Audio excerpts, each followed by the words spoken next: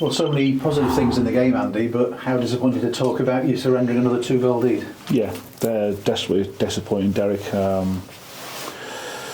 When we get ourselves 2-0 up and in control of the game, it was quite a frantic game in terms of possession control from either team. But we get ourselves 2-0 in front and go into the second half trying to score the third goal, trying to be positive, make changes to try and maintain freshness and energy on the pitch. We concede a goal from a corner when we get the first contact, and from the way that we set up, that's an area of weakness for us in terms of the edge of the box, and obviously the lad strikes it and it goes through a load of bodies and goes in. And at 2-1, we have to learn then to manage those moments and manage stages of the game in a different way. So yeah, no, the scoreline means we walk away really disappointed with a 1 point, and because of the circumstances of how the game ended up panning out. Charlie Wisger, 2 very composed finishes by him. You must be pleased with his form at the moment. Yeah, hence why we made a few changes, and Charlie has the ability to now go and run behind and stretch the game, as well as play in front and support the 9. So yeah, two really good finishes in 2 different scenarios. So yeah, he's now producing those moments. We spoke yesterday about, in terms of, he's had a number of opportunities in the last few weeks and not finished as well as he would have liked. So yeah, two really good finishes to get his 2 goals. You touched on the substitutions there. Yeah. Just talking to a few fans now, and they felt that Sam Finley in particular, was really good for an hour, and he came off. Yeah. Your reasons behind that, because they sort of felt it sort of changed a bit when Sam came off the pitch. Yeah, listen, to maintain energy on the pitch, that was the reason why. We're constantly looking about the reasons why we've done certain things over a period of time, and it was to get more freshness onto the pitch and energy from players who are obviously fresh and energetic to come onto the pitch. So listen, I have to look at myself. I just said that to the players there. I always look at myself first and foremost, of have those changes impacted the game in a positive way or not. Of the players come onto the pitch and impacted the game in a positive or negative way. So that's on me. I say I have to look at that. Am I utilising changes at the right time?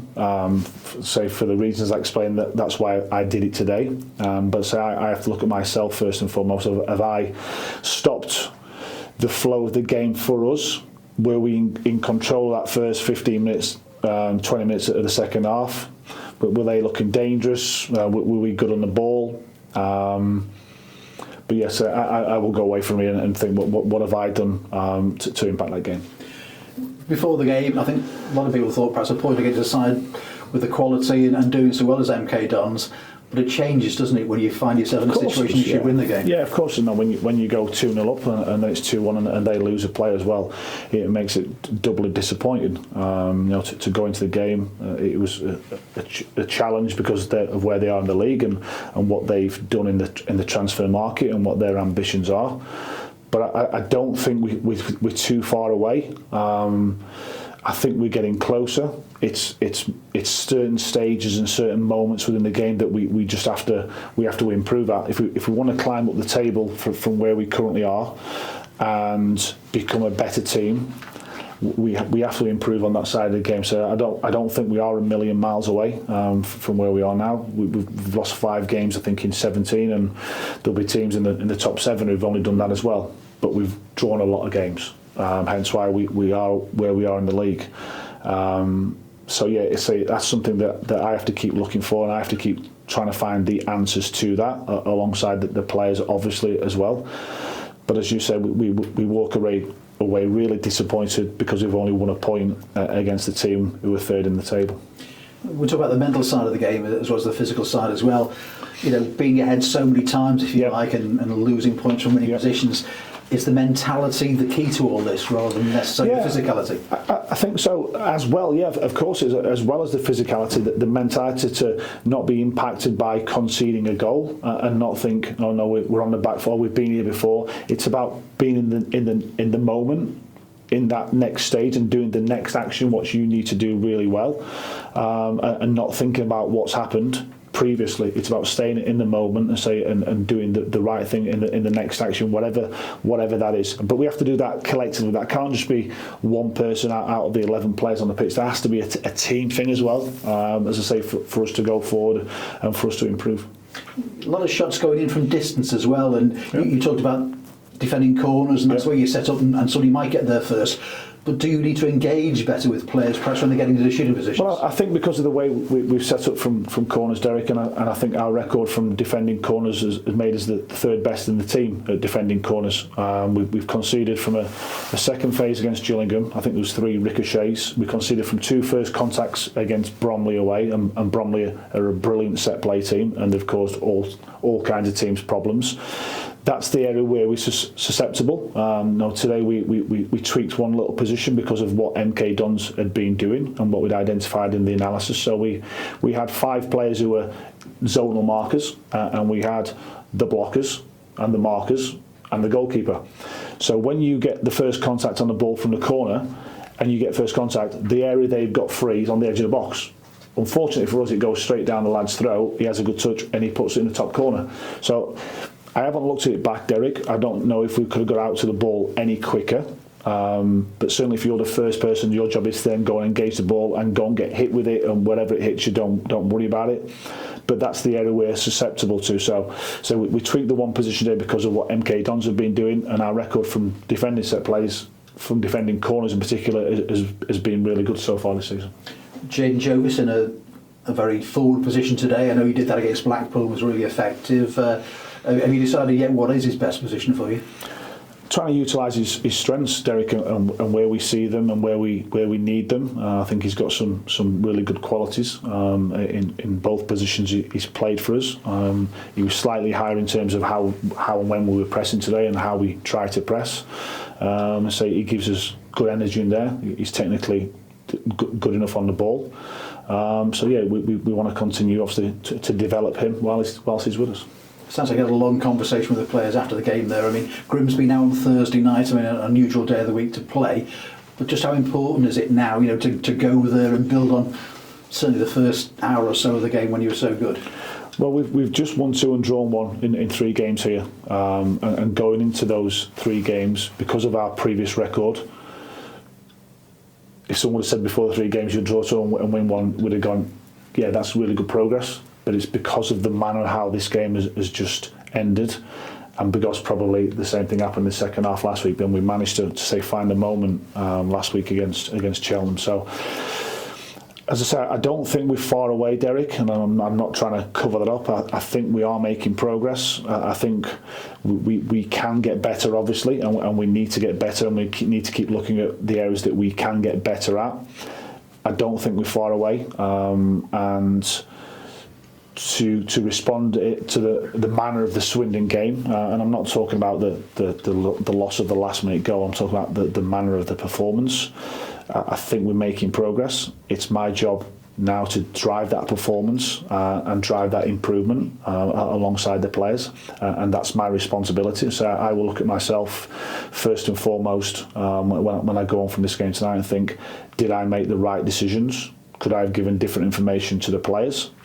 Did the players who came on the pitch do everything with the players who were on the pitch doing everything? So that's my responsibility. That's what I will then feed back to them on Monday. And as you say, we go to Grimsby on Thursday night and play our 18th game of the season against. I don't obviously know how Grimsby have got on today. But it's a game we'll be ready for, prepared for, and we'll be going there looking to continue this 3-game unbeaten run. But fundamentally, we have to learn from things which are happening to us. Because then, it's 2 Saturdays without a game, isn't it? So, points, and you need to get something at Grimsby, certainly. Well, obviously, our game's been moved forward from the Saturday, so we will play first. And then, obviously, we're out of the FA Cup, so we won't play the following week. So we've got Fleetwood then, obviously, in between all that as well. So let's concentrate on recovering from this game, looking at some of the things which were good. Again, looking at things which we need to improve on. and I said that's down to me. That's for me to do my job and point out those areas and trying to fix them. And then we look forward to the next game, which is Grimsby. And some positive news, Bristow and Turnbull, not too far away. Jason Lowe not in the squad today. That's not more bad news, is it? Achilles issue. He missed the early part of the week on the training ground and came back in Thursday and yesterday and not quite right. And to be fair to Jason, he did everything he possibly could to make himself available, but say he wasn't quite right for today's game.